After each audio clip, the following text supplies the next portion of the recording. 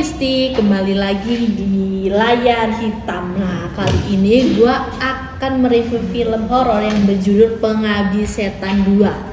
Nah, di Indonesia, di sebuah masa ketika rahasia kelam, kutukan kuno dan kekuatan gelap diwariskan lintas generasi, sebuah kisah mengerikan terjalin. Cerita ini terbagi dalam dua periode waktu, yakni tahun 1955 dan 1984, ketika teror supranatural dan rahasia keluarga saling berkaitan, menimbulkan penderitaan bagi siapapun yang terlibat di dalamnya. Macem-macem aja kamu, ketakutan gak jelas. Ya karena kita gak pernah mau ngomongin apa yang kita pernah alamin. Semua pura-pura, kayak gak pernah terjadi. Aku yakin kok, gak ada keluarga lain yang ngalamin kayak keluarga kita. Kita mau pindah. Kita nggak akan kemana-mana. Tinggal di rumah susun aman. Tinggal di rumah, kalau ada apa-apa kita sendirian. Kisah bermula pada tahun 1955. Seorang jurnalis bernama Budiman Sailendra menerima panggilan mendadak dari aparat keamanan. Ia diminta datang ke sebuah observatorium terpencil di kawasan Lembang, Jawa Barat. Di sana Budiman menyaksikan pemandangan mengerikan, puluhan mayat berbaring dalam peti mati tanpa penjelasan yang masuk akal. Pemerintah saat itu meminta Budiman menyelidiki peristiwa tersebut secara diam-diam, sebab insiden itu dikhawatirkan dapat mengganggu pelaksanaan konversi Asia Afrika di Bandung, sebuah peristiwa penting dalam sejarah politik Indonesia. Dusun Mandara di utara, tolong. Kalau saya tidak ke sana, akan banyak orang celaka. Ini soal hidup dan mati. Dari dulu kita gak pernah tahu bapak kerjanya apa. Bahkan setelah ibu meninggal, bapak gak pernah bilang dia mau kemana. Dia kemana-mana selalu bawa tas ini. Dan kalau pulang, dimasukin lemari, langsung dikunci.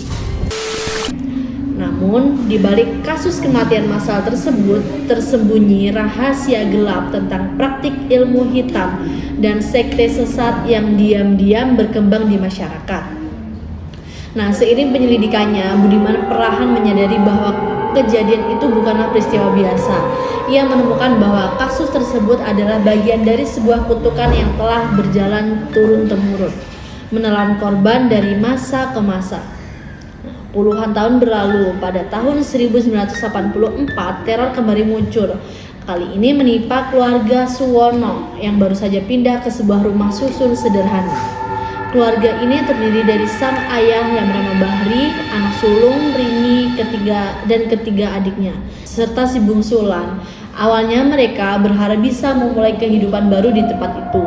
Namun sejak menempati rumah susun tersebut, berbagai kejadian aneh mulai terjadi. Itu lantai kosong.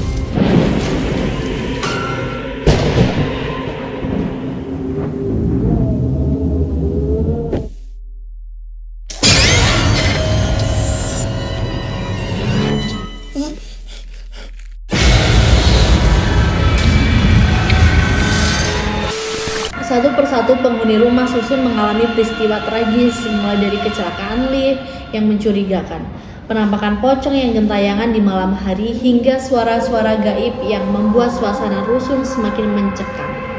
Warga sekitar mulai ketakutan, terlebih setelah tersebar kabar bahwa bangunan tersebut dulunya didirikan di atas bekas pemakaman tua yang pernah menjadi lokasi ritual-ritual gelap di masa lalu. Di tengah ketegangan itu, rahasia besar keluarga Suwono akhirnya terbongkar.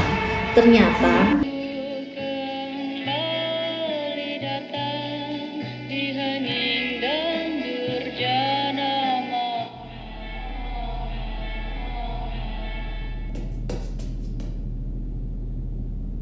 Siapa lu?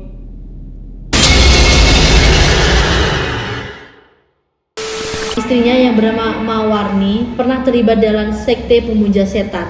Demi kekayaan dan kekuasaan, mereka melakukan ritual ilmu hitam yang meminta tumbal manusia.